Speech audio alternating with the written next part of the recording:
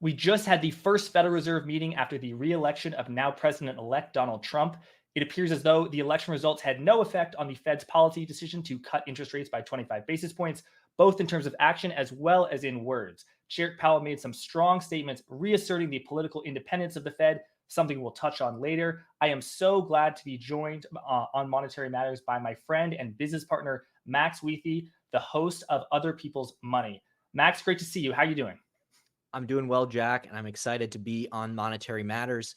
Things are going to be a little different today. I am not going to pretend that I am as big of a Fed watcher as you. So I'm going to take over the interviewer role and ask you some questions about what you thought of both the Fed's decision, the market's reaction, and some of the press conference. So, Jack, obviously no summary of economic projections this time around.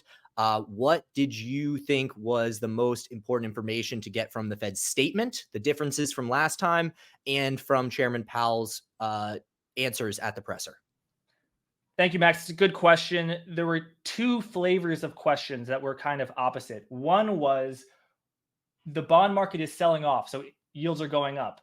Why aren't you being more dovish? The other is the stock market is going up. Why aren't you being more hawkish? So the stock market's rallying, the bond market is selling off. This has been occurring before the re-election of Donald Trump. It's only now accelerated into a new fever pitch. Stock market is rallying. We're close to S&P 6,000, which is a funny thing to say. The 10-year is back above 4.4%, and so the bond market, if there are high bond yields, that means that's restrictive, and the Federal Reserve might want to push against that. A buoyant stock market is loose. The Fed might want to push against that by being more hawkish. Powell dodged both of those questions by basically saying he doesn't, pay that much attention to it, and that what he really cares about, of course, is the dual mandate of low inflation and a stable labor market. I really liked Nick Timoros's question, and his was of the question about the bond market, basically saying the 10-year is pretty close to where it was a year ago in October and November of 2023. And at that point, that caused the Federal Reserve to worry that that would be too restrictive. And it just so happens that I believe exactly a year ago, that was a major dovish pivot in the Federal Reserve. And Timoros asked why, if 5% back then caused the Fed to get worried that that was too restrictive on the 10-year. Now that we're at 4.4% now, why are you not getting worried? And you say, well, there's a 40 basis points difference. However, inflation now is much lower than it was in November. So the real 10-year rates is actually lower based on current or historical inflation. So, Jack, this is something that you and I love to debate.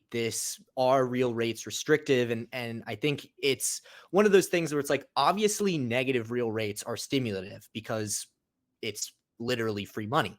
But the question is how restrictive are positive real rates? And I'm less sold on that and the level of restriction of positive real rates. Yes, in the negative real rate scenario, it's like, okay, well, this money is free. So let's take out some debt and go invest it in something speculative. But if the economy is strong and there's good growth opportunities, like that's the hurdle rate that you have to beat, right? 2% real rates. So how many investments out there have the potential to beat this 2% real rate? And yes, it is more restrictive than say negative or zero real rates, but is it really that restrictive? So I'm still not quite sold on this. Obviously, though, that brings up the question of like, what is the effect of policy and what does the Fed believe about the effect of policy, which is one of the sort of like dichotomies of Fed watching that I really want to get into, which is sort of like two schools of thought when you are Fed watching. One is the decision the Fed is making a policy mistake or the right policy? And I think a lot of people like to view the Fed that way. And then the other side is, how is the Fed interpreting the data? And what are their future actions going to be based off of how the data evolves? And so much of the debate about the Fed can really be crystallized by whether you Fed watch in that way or you Fed watch in that earlier way where you're trying to determine, is this in the long term going to be a policy mistake? And obviously there's different sort of like tenors of how that information plays back and the length of time of the trade that you put on. So maybe it will be helpful in understanding your analysis in trying to determine, how do you watch the Fed? Max, we just started a new business together. Obviously, I want to be political friendly, get along with people. And so, I'm going to break that rule a little bit, and I'm just going to say what I feel, which is I think 95% of people who say that the Fed is making a policy mistake, and they're going on Twitter or they're talking on TV and say the Fed is making a policy mistake, the Fed is making a policy mistake. I just think when they do that, they're being idiots, and it's just really stupid, because that is not how you make money trading the markets. And the Federal Reserve is going to do what it does based on what it thinks. And I don't care if you're running your own, $5,000 portfolio, or you're managing a $50 billion macro portfolio. You, in comparison to the Federal Reserve, are a humble little worm in the dirt. And the Federal Reserve is an eagle that will pick you up and do whatever it wants with you.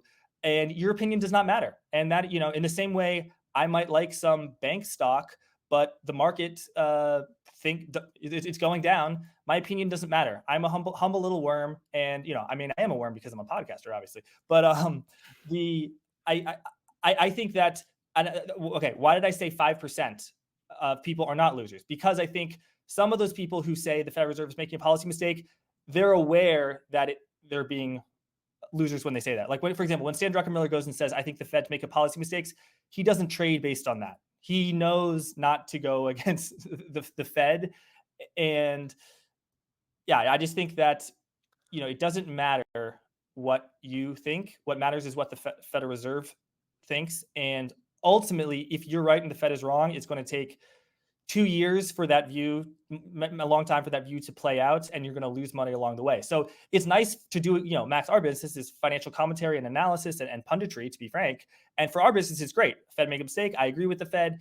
But in terms of actually making money, which an aspect of my show and a larger aspect of your show, Max, other people's money, is how do you actually trade? How do you manage a portfolio? It's horrible, and I try and not make such these mistakes. So, for example, Max, what you talked about, real rate of interest, that is the inflation adjusted rate of interest. So inflation the interest rates at its peak was 5.5%.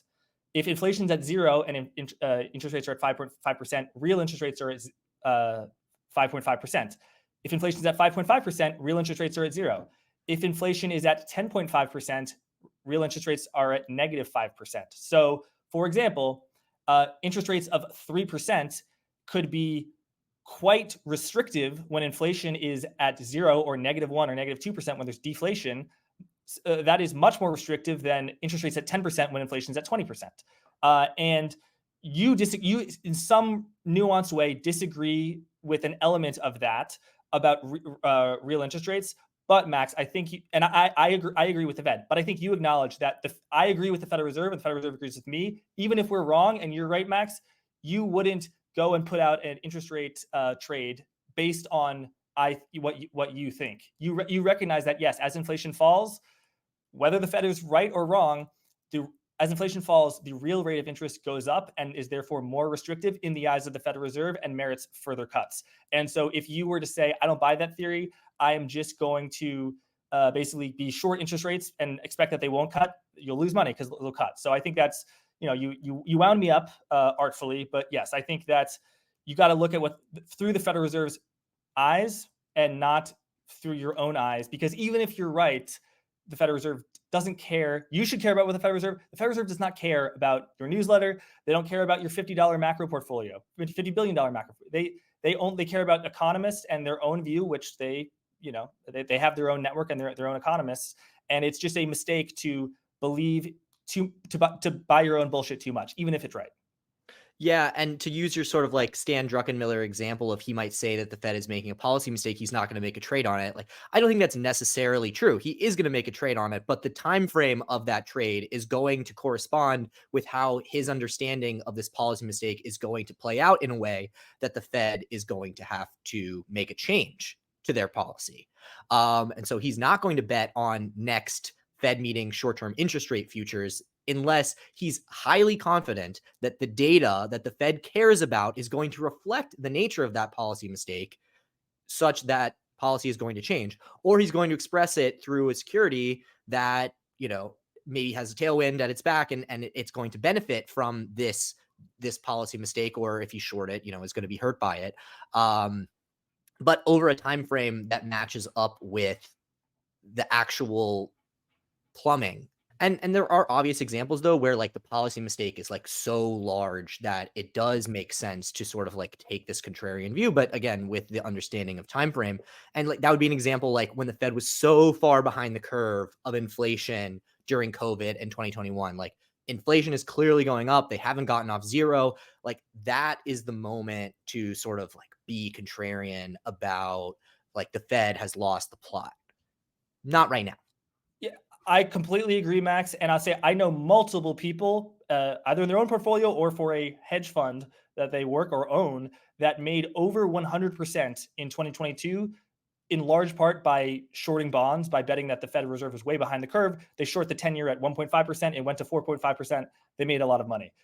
I don't know anyone, and I don't know if anyone on this planet has made more than 100% this year by taking any directional view on bonds. I think there's, maybe 5% of the time in a certain asset class, there's a time when it's just a home run trade. 95% of the time, it's about trying to get a single. And if you get struck out, you want to get struck out in the right way.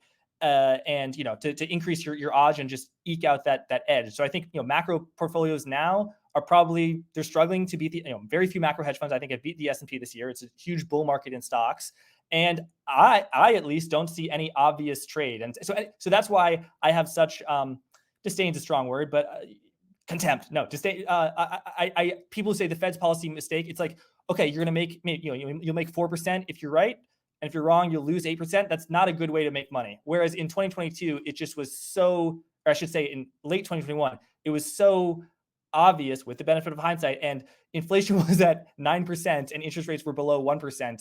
It was just a slam dunk. I don't see any slam dunks in trading rates. I see some singles. I'm not a denizen of the bond market, but perhaps people can agree or disagree with me in the comments. But if the Federal Reserve is wrong now, they're wrong by 100 basis points. They're not wrong by 500 basis points.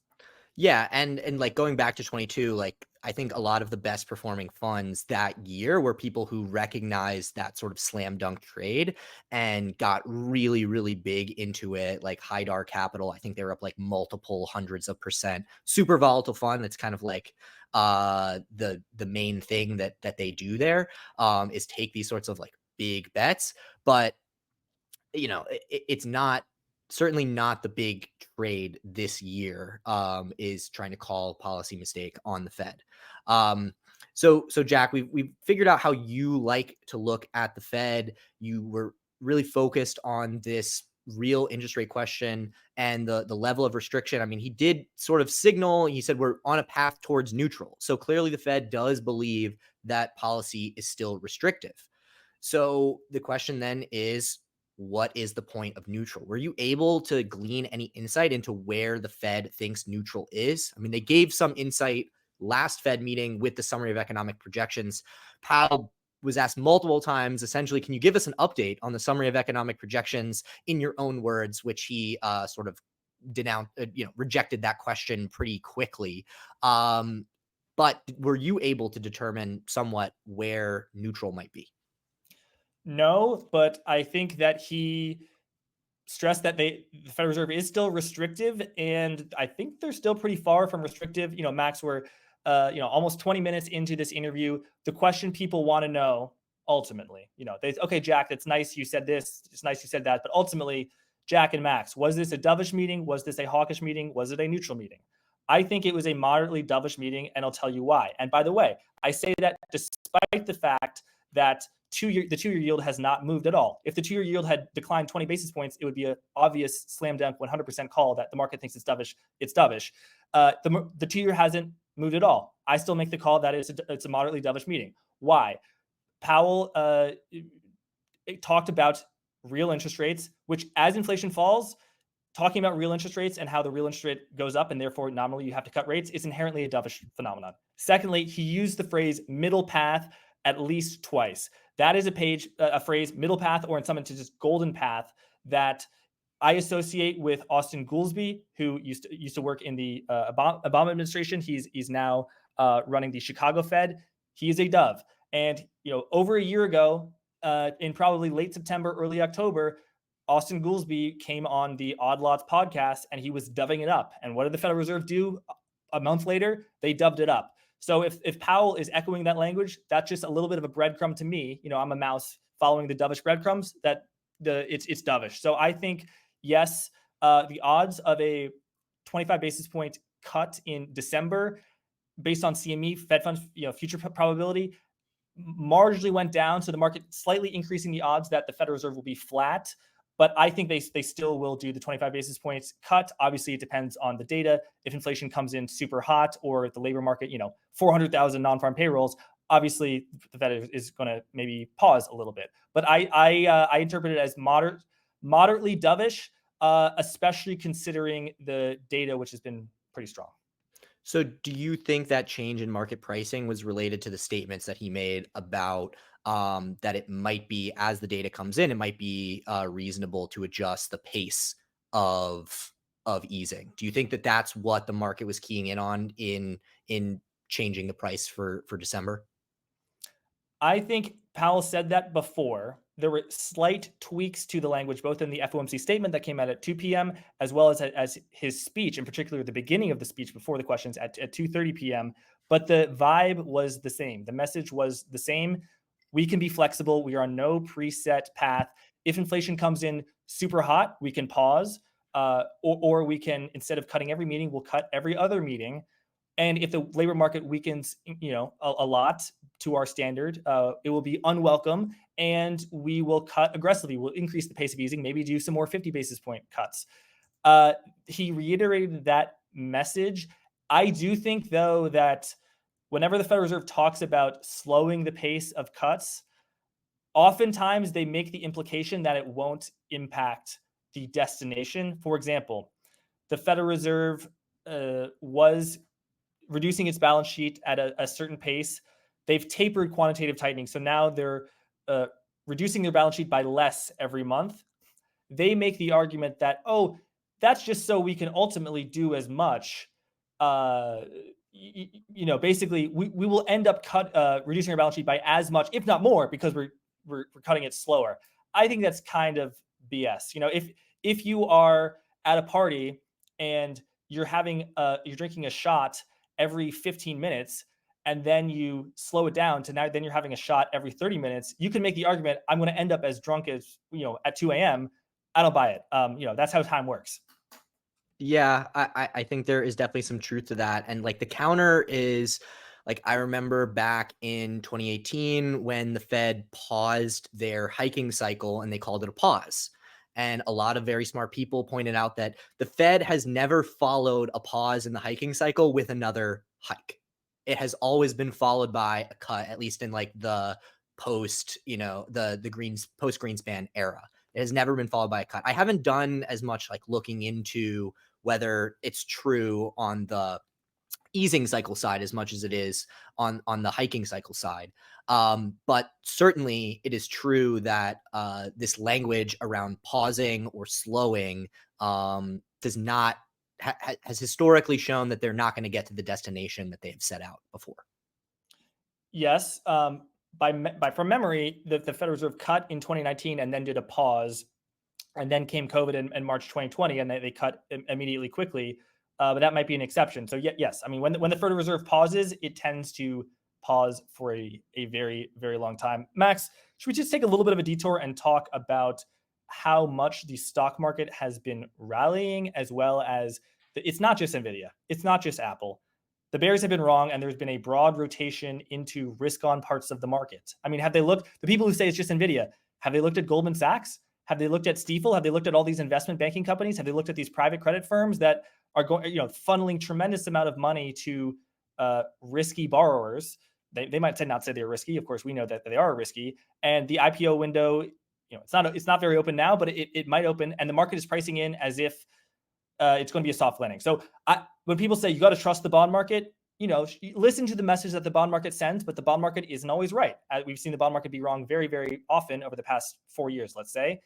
I'm not saying the stock market is always right, but we got to listen to the message from the stock market. And the message from the stock market is soft landing out the ass. And risk-on sectors are rallying, and there could be a cyclical reacceleration in the market and no recession. So I'm not saying that message is wrong. I'm just saying the message is there. And if people deny that, they're wrong. Yeah, certainly. And obviously post-election, it's like, I think it's useful to sort of separate it out from the post-election bump that we saw, because clearly people are pricing in potential changes in policy with what happened up to that point.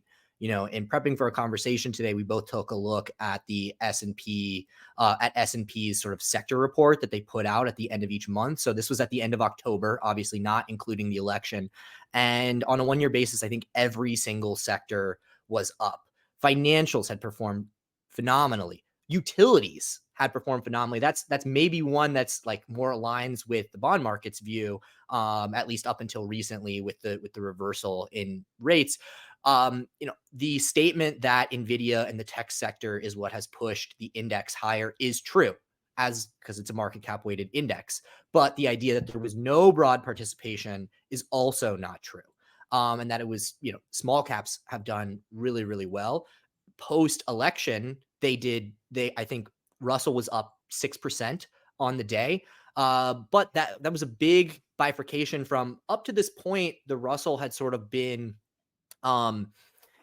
inversely correlated with bonds. So when bonds rallied, rates came down, the Russell did well. The Russell's really not very profitable. There's a lot of unprofitable companies in there. They're smaller companies, so their cost of debt is higher. They're more interest rate sensitive largely than some of the larger companies that are just have tons and tons of cash flow and can pay off their debt fairly easily. And so obviously bonds sold off big after Trump got elected, but the Russell rallied. Clearly, there is some push and pull between the cost of debt and the potential for tax breaks for these companies, other types of deregulation, and just a general more friendly business environment that could cause that. How long that's going to last, I don't know. But that's one of the things that I am going to be watching. Clearly, right now, the market thinks, okay, a Trump presidency is maybe going to be bad for the bond market. I think obviously people are saying that. People said the same thing about Kamala. So it's kind of like six in one hand, half dozen the other. I think bonds are probably going to sell off no matter what happened. But the Russell, on the other hand, is one where I'm like, I'm really not sure how long this is going to last, because you really do need to see some substantive policy changes that benefit these companies for it to actually play through at the bottom line, if what has been happening in rates continues. Right, Max. And leave the election out of it. Okay, we had a massive rally after Trump got reelected. Leave the election out of it. October 31st, 2023 to October 31st, 2024. Let's look at how the indices have, the various sectors have performed. Consumer discretionary, so people spending money, up 30%. Financials, up 46%. Industrials, up 38%. Communication services up 43%. Yes, technology up 36% as well. So of course, Nvidia is part of the rally. We don't, I've been participated in that. But does this seem like a stock market? Does this stock market seem like an economy is in recession? That's just the message that the stock market is sending. I'll also note, yes, the Russell was up massively after Trump got reelected. 20% of the Russell is financials, and financials, that has been a very strong move after Trump got reelected. And that move, to me, it makes sense. Some people texted me. They said, "What do you think the market's going to do?" I said, "If Trump gets reelected, financials will go up a lot."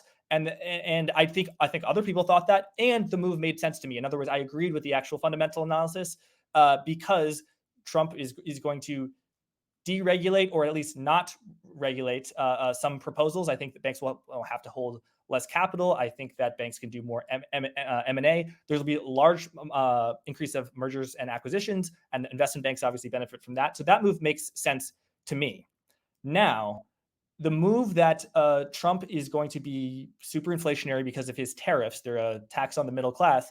I don't know if I agree with that or not. And the move doesn't surprise me that Trump got elected, bond yields go up. I mean, everyone kind of knew that would happen. What they didn't know is who would win the election. But I don't know if that fundamentally I agree with that. I think basically whichever candidate you don't like, that was the one that was going to be inflationary. I could see a scenario where Trump passes a large amount of tariffs, and they are a tax on the middle class and a tax on consumption, and they're a very high tax, and therefore prices go up. I could also see one in which there's a tremendous amount of drilling activity, the price of oil goes down, and that's disinflationary. So I don't really know, and I try not and have an opinion where I think that I have no edge. Well, Jack, we don't have to rely on your view here. You and I were both at the Simplify Entering the Fall event a couple of weeks ago, where Mike Green had a conversation with Scott Bessent, who is now being floated potentially as the Treasury Secretary under Trump. And he has been talking to the Trump campaign, now the new Trump regime, about some of these policies. It might not fall directly under the realm of the Treasury Secretary, but clearly he's got some influence here. And he did make the comments during that talk that this idea of blanket tariffs is just not realistic, and that they are negotiating tools, they are bargaining tools where you go to people and you say, look, these countries that are potentially going to be tariffed, like, they need our consumption. I mean, you've seen the alligator jaws charts of the US economy versus the rest of the world. Imagine if we stopped buying their stuff. So he made the argument that these idea of tariffs, these are going to be specific tariffs that are used in bargaining to influence specific countries on specific products.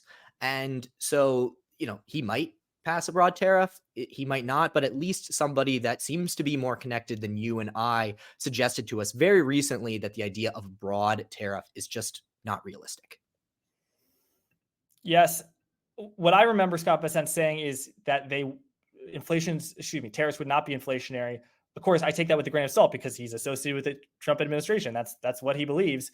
I don't remember him saying that, but I'm sure that he did, and I'm glad you mentioned that. Going back about the rise in bond yields, are they going to be restrictive on the economy? Steve Leisman followed up on CNBC, followed up on Nick Timmeros's question. Do you feel like you have to lean against the fact that 10-year yields have been going up tremendously over the past two months, and particularly over the past few days? And Powell said, yeah, but that can be, he didn't say transitory, but that could be very short-term in nature. For example, 10-year yields went up tremendously in late October 2023, but then they fell a lot in November 2023. My response to that is, yeah, that's because you were insanely dovish, Jay Powell, a year ago on the November 2023 FOMC meeting, and then yields fell a lot as inflation fell, and Janet Yellen, issued a lot of treasury bills and issued fewer coupon notes. That probably may have some effect as well. So the yields fell because of the Fed, right? Yeah, and they seemed somewhat resistant. I mean, he even said we don't want to do much forward guidance right now. They always say that, Max. What?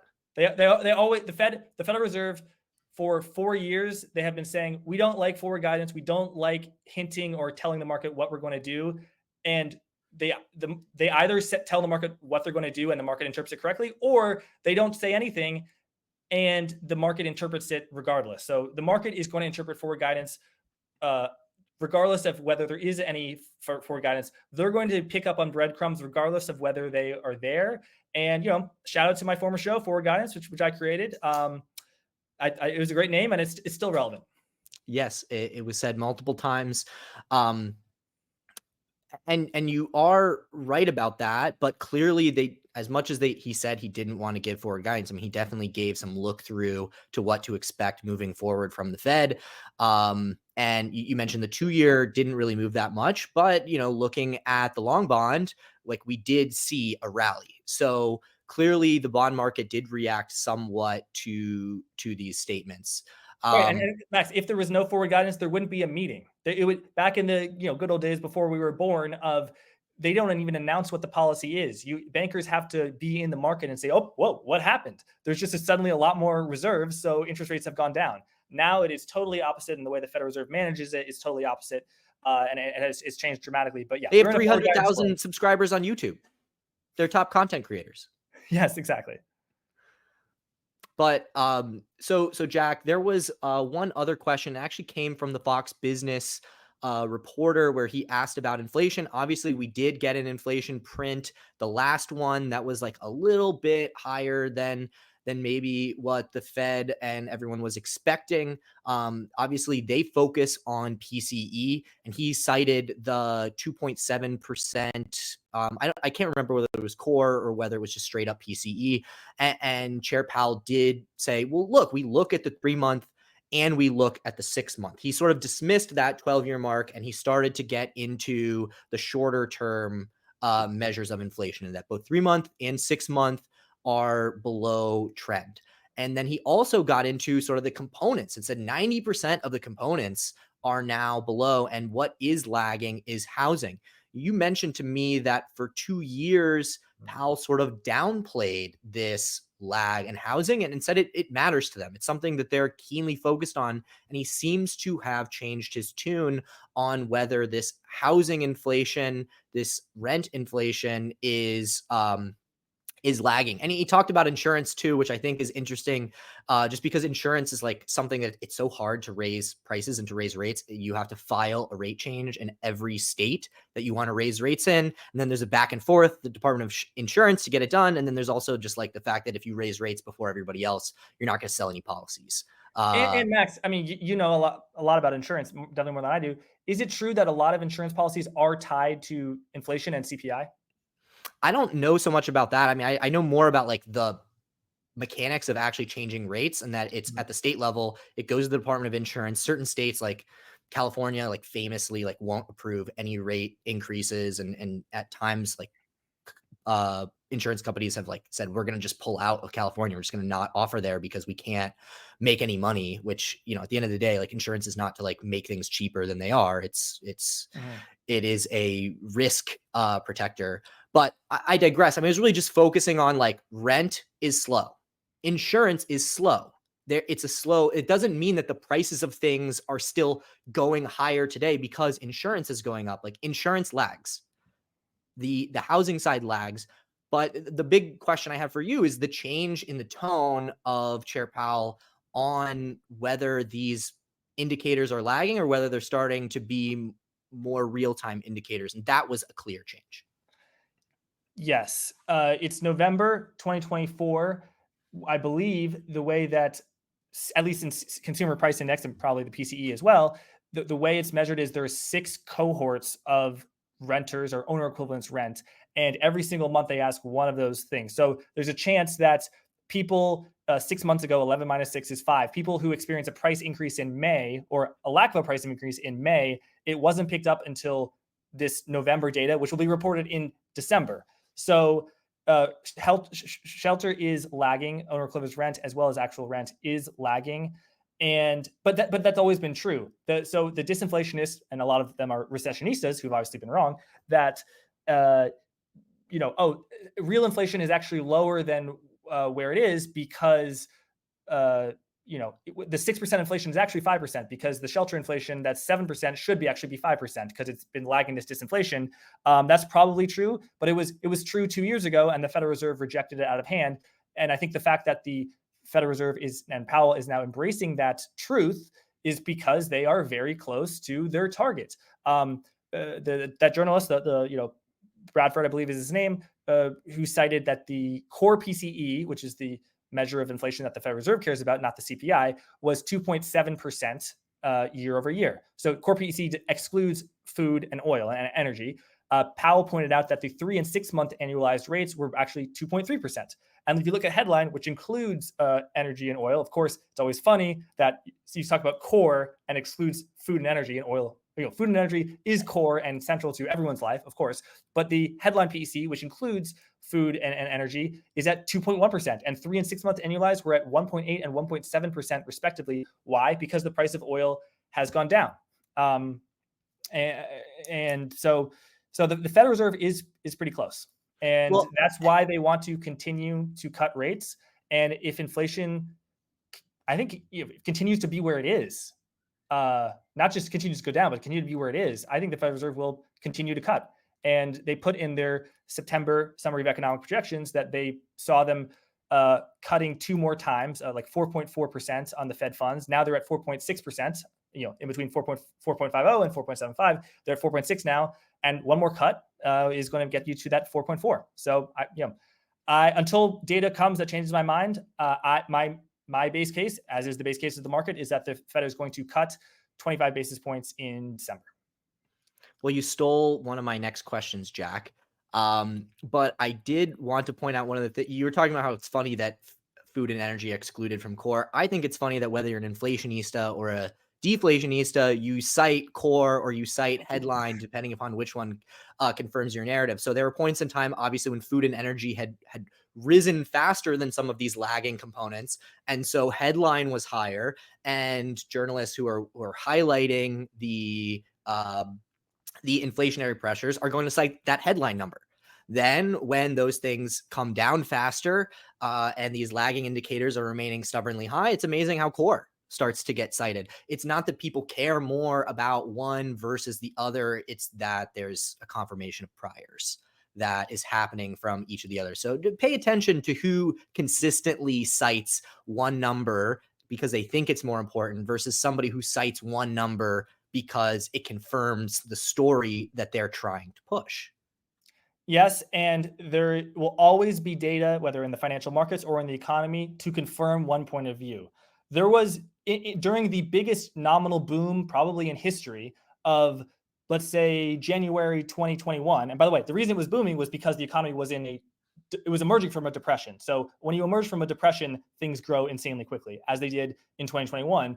There was recessionary data then. Likewise, when the economy is in a recession, there's data that the hopeful people can cling on to that looks good. So there's always going to be data that confirms a view. You have to look at the totality of the data, and we want to look at a mix of hard data and soft data. If you're only looking at hard data, you might be missing something that because the hard data is lagging. If you're only looking at the soft data, you could be missing the reality. I think, Max, the mistake that the recessionistas have made over the past 3 years, and there was a while where I counted myself among those. There was a time Bloomberg said there'd be a 99% chance of a recession. I believe that was in October 2022. I was one of those 99%. A lot of people watching, a lot of people working on Wall Street watching were as well. But I think there was at some point you've got to change your mind.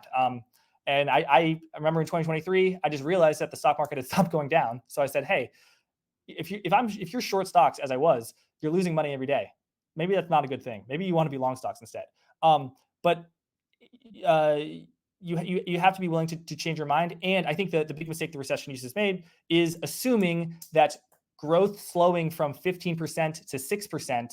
Oh my God, growth is down 9% because it's all about rate of change. 6% growth is still really hot. And the economy in adjusting for inflation is now growing at 3%. Real growth went down a lot in 2022 because inflation was so high, but nominal growth has gone down. But since then, real inflation has gone down by more, so real growth has exploded higher. And that's why, Max, there was a question from a journalist who normally asks very insightful and thoughtful questions. But she asked, "Are you worried about stagflation?" And Max, you and I thought that was a little funny because the economy has been in a real growth boom over the past 2 years because real growth has gone up because inflation's fallen by much more than nominal growth. Yeah, it's just the opposite scenario of stagflation right now. At least that's what the data is telling. So it was just funny to hear that, and compared to some of the other questions, I was like, that's just really not what's happening in this environment. And what you're talking about like growth coming down from 15 to 6, I think it is really funny though because like obviously people say that inflation is a rate of change. It's not about the level of prices. But I feel that people in the real world like feel the level of prices more. Like it is something that the measure that economists care about and that the market talks about is a rate of change, but the people feel the absolute level of prices. Ironically, recession is one where it's like, did the economy contract? Did the economy contract? That's what determines whether in a recession. It's very much about the absolute level of growth, but we really feel that deceleration from 15% growth to 6. And so the people feel that deceleration a lot. And so it feels like it's a recession, but the absolute level is what the economists talk about. And it's just one of those things where it's like the way we talk about things and the way we measure data is very different than how it's felt in the real world. And I've always felt that those two are sort of flipped.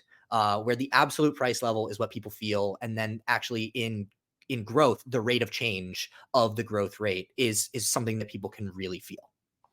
Yes, I think the markets and the stock market in particular is a forward-looking mechanism. I think the way people experience the economy, there is a lag. So, without getting political, I think it's fair to say that the high rate of inflation experienced since 2021 did play a role in the Trump and Republican victory of this election. But it's interesting to me that in 2022, the Democrats did well in the congressional race, even though that was when inflation was at its peak. Since then, the rate of inflation has gone down. Prices have continued to go up, but the rate of inflation, the rate at which they have been going up, has stalled. And so from an economist and markets person, that's been really good. So real growth has gone up and everything is better in real terms. And the stock market's up, 60% since then. But the way that people experience the economy is not. And I think, Max, if we were purely on Wall Street, we would only care about the data. And if we were purely in politics, we would only care about how people are feeling. But I think we have a responsibility as people who are in both of those worlds to acknowledge both. And, there's a true aspect to both of them. And, I think it is a horrible political strategy to just beat people who are pissed off with data and say, don't you understand? Don't you understand that inflation has actually gone down? Yeah. Even if you're right, which you are. And this is going to my point about I think the Fed made a mistake. Let's say you're right. Who cares? Certainly not the people who vote.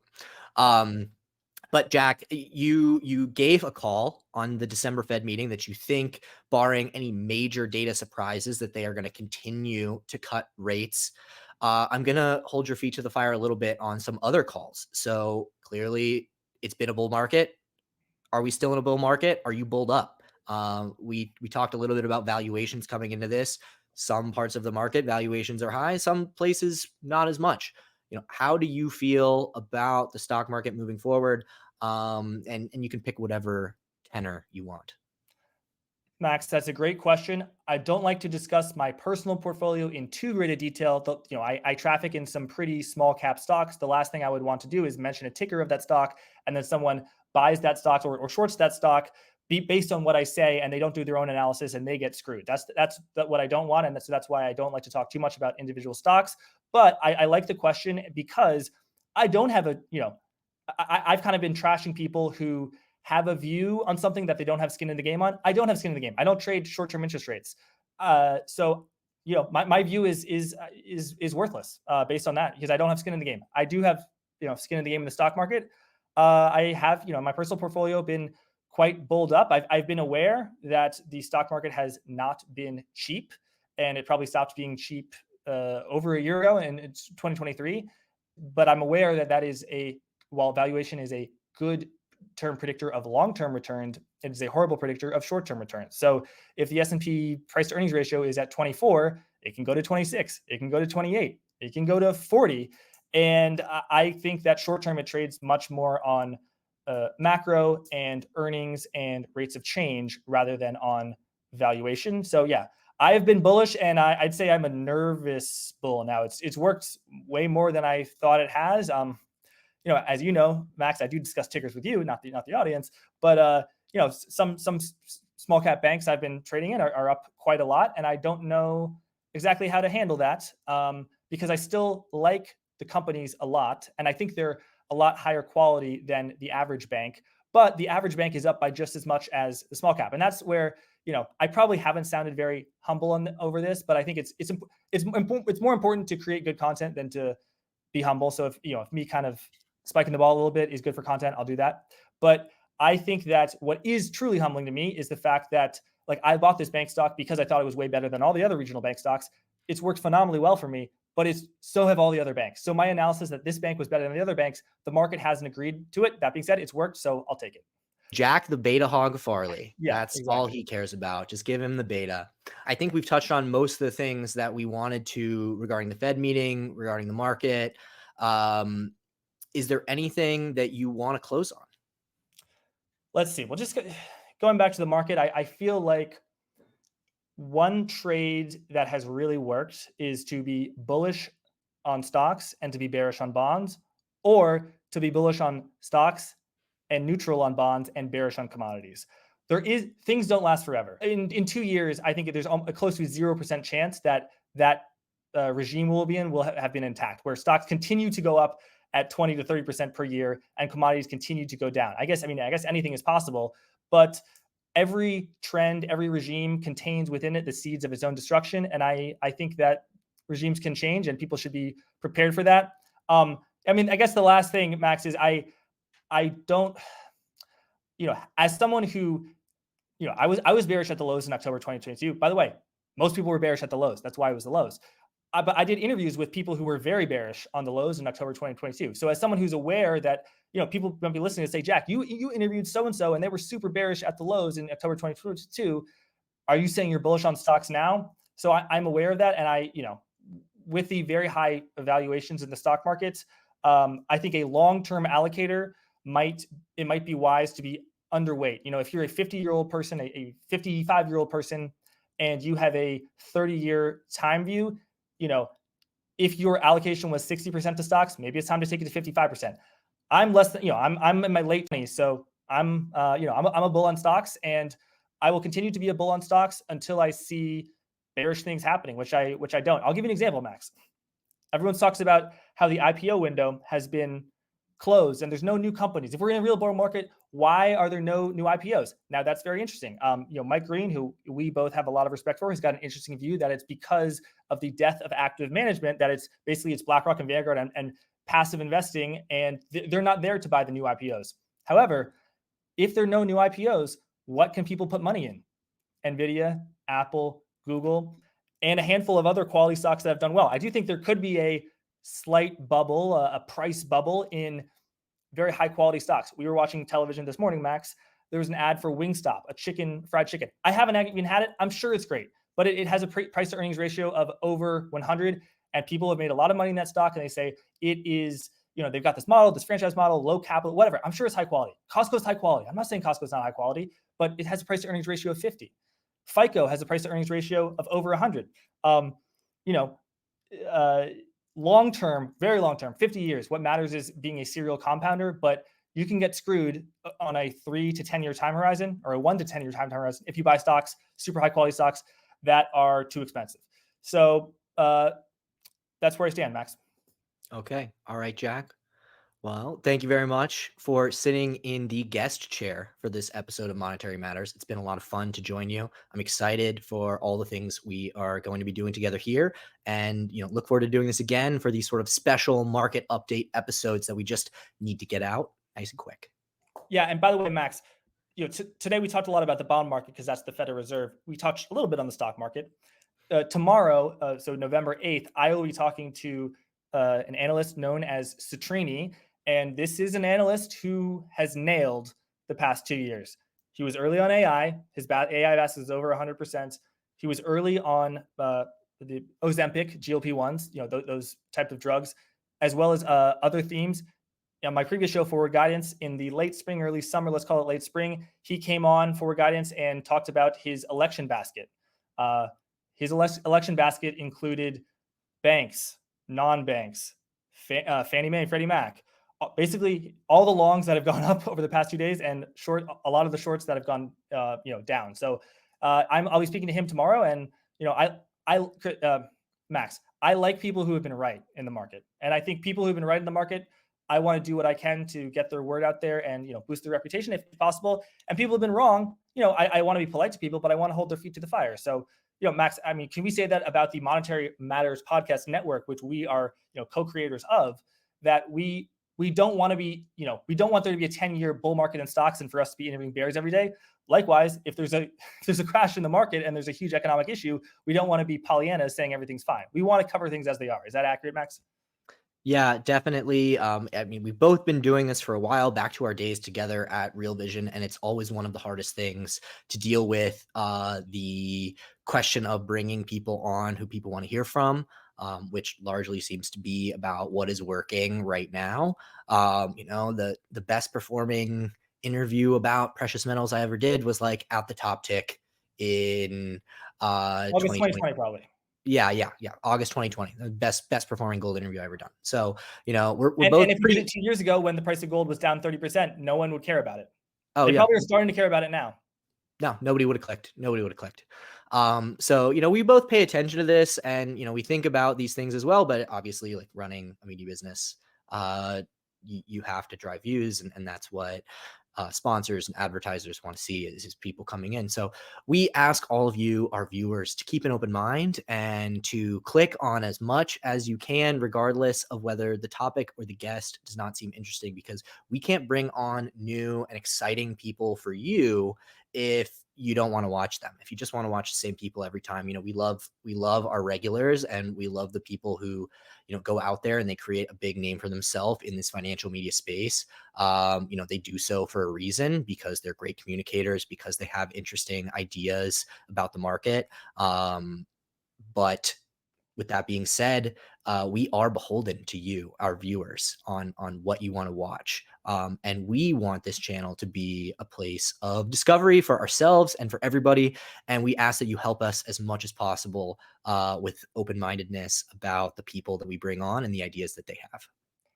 And Max, people are familiar with this show, Monetary Matters. I interview what interests me: macro, central banking, the monetary system, a lot of plumbing stuff, whatever I want. Tell us about your show, Other People's Money. How is it different from Monetary Matters? What is the thesis of the show? How is it different, not just from Monetary Matters, but so many other macro podcasts that try and put their finger in the air and guess where bond yields and the stock market are headed? Well, Jack, apart from being 10 times better than your show, Other People's Money is not about the market. It's not about the economy. It's about the business of being a fund manager.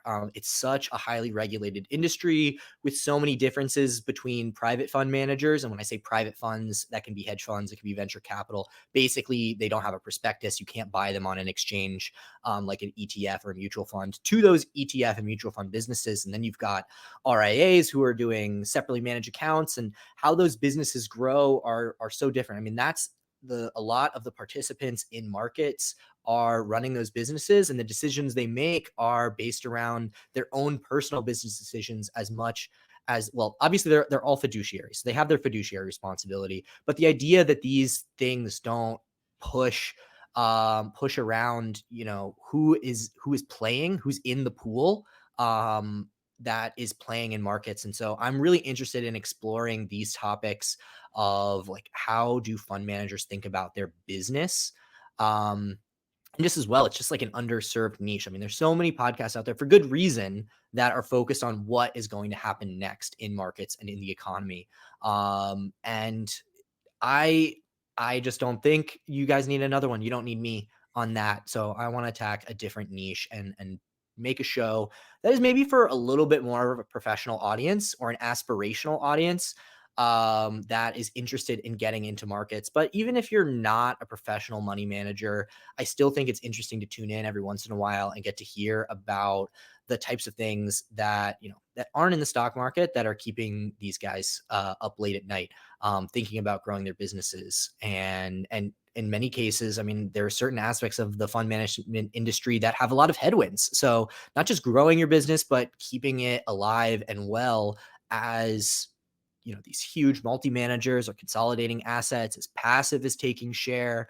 There are a lot of dynamics going on in the industry that I am excited to explore. So we started out with two great guests: Carson Block, the activist short seller, and my former boss at Praetorian Capital, Harris Kupperman, were the first two. We've got a couple more great guests coming up, and I'm going to try and have that show out every 2 weeks. And then, Jack, on top of having this media business, you and I together are doing a bit of consulting on the side for funds that are looking to expand their media and marketing presence online. So much has changed over the last 10 years in terms of just what is happening online, whether it's financial Twitter, whether it's Substack and blogs, whether it's podcasts like ours. I mean, a lot of money managers themselves have podcasts. So, I think you and I know a thing or two about getting out there and reaching audiences. But as well, from my experience at a fund, got to learn about, some of the regulatory landscape, the compliance side that registered investment advisors need to think about. And I think it's, there's a lot of people who, lawyers who can help you on the compliance side. There's a lot of people who can help you with PR. Like, there are great PR firms out there that, if you're looking to get placed in the Wall Street Journal or whatever, can probably do a better job than us. They have better connections, but not everybody thinks about sort of all three sides: the public relations side, how do you get your name out there? The compliance side, how do you make sure that you don't do something that you're not supposed to do? but then also the infrastructure. It's all well and good to go on to a podcast and have a great show that people are interested in, and then they come to your website and it's like not set up to capture any of those leads that maybe came into your site. So that's something that, we think we can help people with. And between the two of us, I think, we're going to have a lot of success. Max, people sometimes say some nice things about me as a financial interviewer. You are better at working with hedge funds and consulting with them than people think I am as a financial interviewer. So people should definitely check it out. Max, should we throw out an email? What's your email address if people want to learn more about our consulting services? You can find me on Twitter at Max Wiethe. You can DM me there, or you can send me an email at max@hedgehypesolutions.com. Max, what did you think? This has been all me spouting off. How about you spout off? What stuck out to you? What are your own views of today? Well, I tend to agree with you on the December cut. I'm interested in what the summary of economic projections are going to say for 2025.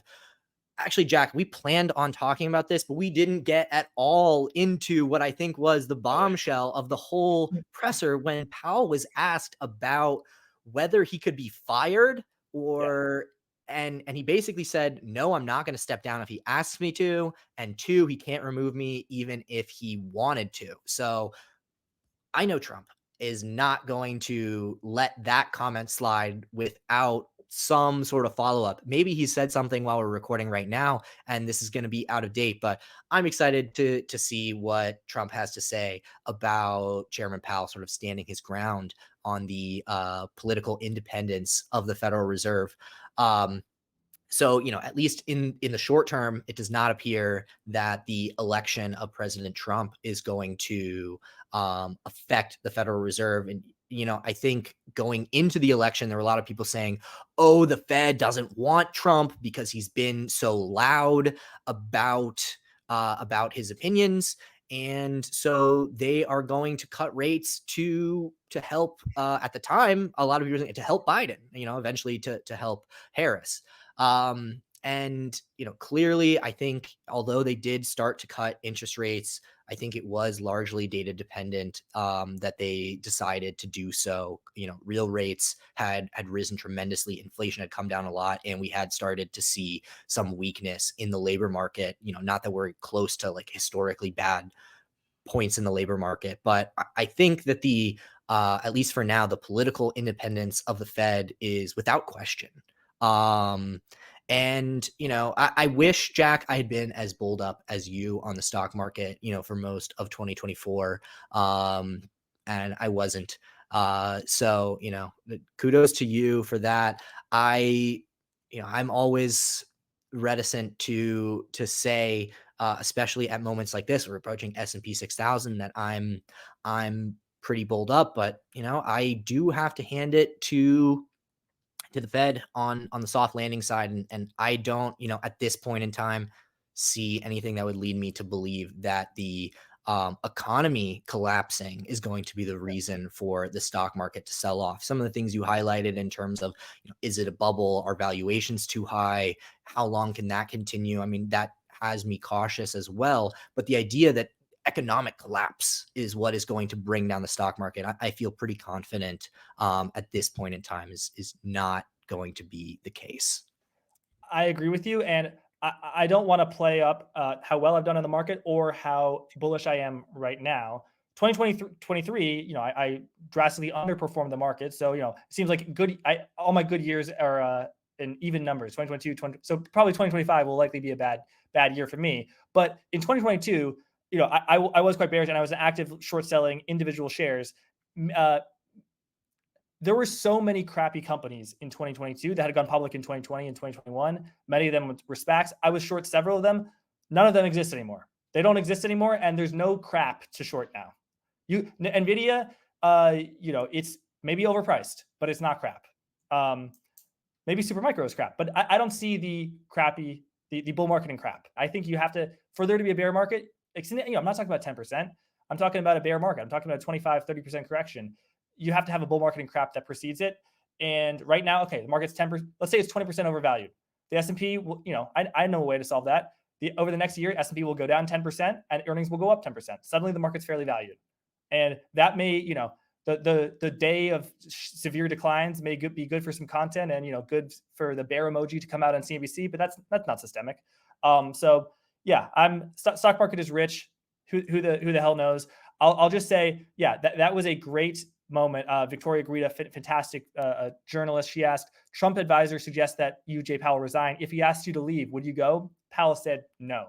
A one-word answer. I don't think I've ever seen Powell give a one-word answer. I don't think I've ever seen something so dramatic in any film. It was badass.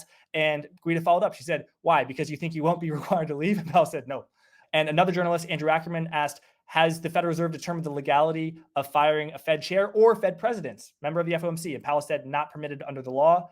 He said it like this, not permitted under the law. So it was a badass, dramatic moment, the type of which you just do not see in Federal Reserve meetings or anything in finance. So I recommend people just watch that. And yeah, it'll be interesting to see if Trump or anyone responds. Obviously, we've got the close the effing door in the intro to Monetary Matters, maybe the greatest central banking quote of all time. We will do whatever it takes. Jack, is this in your top 3 central banker quotes? Not permitted under the law? It's tough. It's tough to judge, Max. It's only been an hour or two. I would say it's up there. It might be up there, and we'll see if we put it into the introduction. There will be a review process, and people will see shortly if it gets in there. All right, Jack. Thank you so much for having me on your show. It was a lot of fun. Thank you, Max. Follow me on Twitter at JackFarley96. Follow Max Wiethe on Twitter at Max Wiethe. Max, what is the handle for your podcast, Other People's Money? Yeah, it's at OPM Pod. So you can follow the podcast there. Thanks, everyone, for watching. Stay tuned for new episodes of Max's show, as well as new episodes of Monetary Matters. My next guest, as we said, will be Citrini, who has absolutely crushed the market. Stay tuned for that. Until next time. Thank you. Just close the door.